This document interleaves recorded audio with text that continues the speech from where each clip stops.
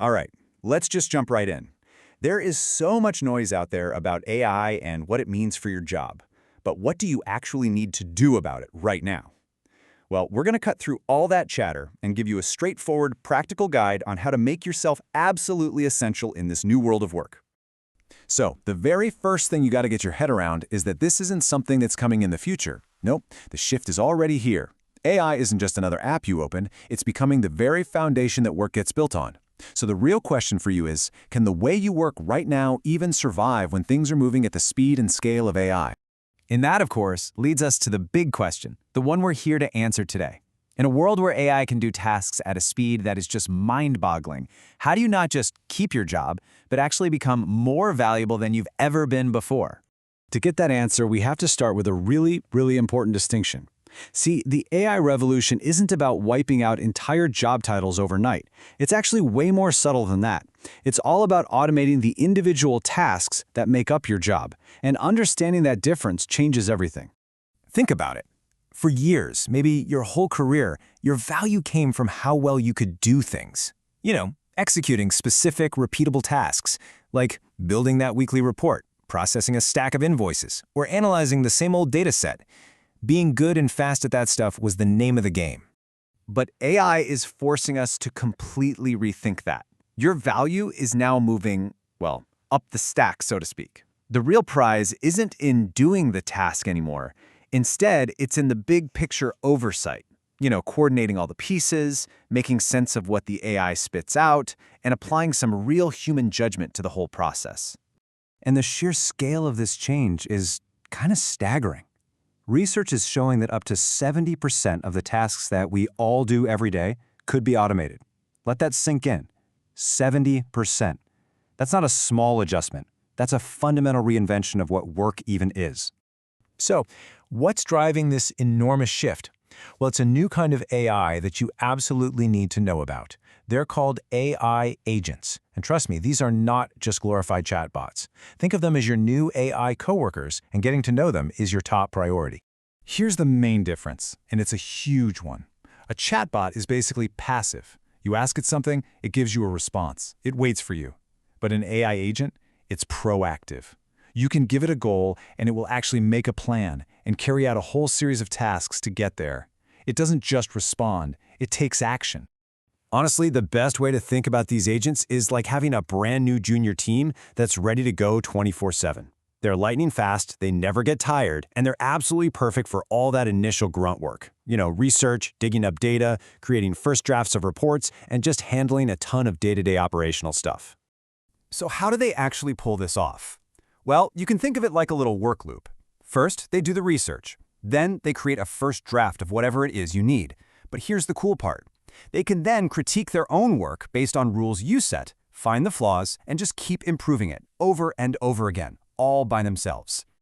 Okay, so we've laid out the challenge and the tech that's making it all happen, so let's pivot to the solution. And it really boils down to making one single, incredibly important mental shift in how you see your career. It's all about evolving from being a doer into being a designer. Seriously, if you only take one thing away from this whole explainer, this is it. Nailing this one idea is the key to everything, because the entire game is changing, and it all hinges on this. Right, here it is. Your job is no longer to do the work. Your job is to design the systems that do the work. You are becoming the architect, the strategist of a hybrid team of you and AI that can accomplish things at a scale you could never, ever reach on your own. But what does being a designer actually mean, in the real world? Well, it breaks down into three main jobs. First, you're the data architect.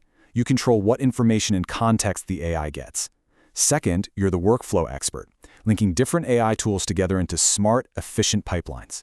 And third, and most importantly, you provide the final layer of human oversight and judgment. You govern the outcomes. But look, designing those systems is only half of the puzzle. The other half is all about doubling down on the skills that AI, at its very core, just can't copy. These are the truly human abilities that are becoming more valuable than ever. And this gets right to the heart of it. An AI can process information at an incredible level, for sure. but it doesn't have true intent. It doesn't have values. It doesn't have a moral compass. That's where we come in. We're the ones who provide the why, the context, the ethical guardrails, and that all-important final judgment call. So these are the skills you need to be obsessed with building. Things like systems thinking, so you can see the whole chessboard. Ethical judgment, so you can decide not just if you can do something with AI, but if you should. Skills like conflict resolution and negotiation, because you're dealing with people.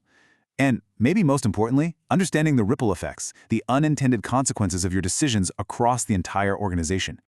Okay, the big ideas are great, but let's make this super practical. How can you actually start making this change when you get to work tomorrow morning?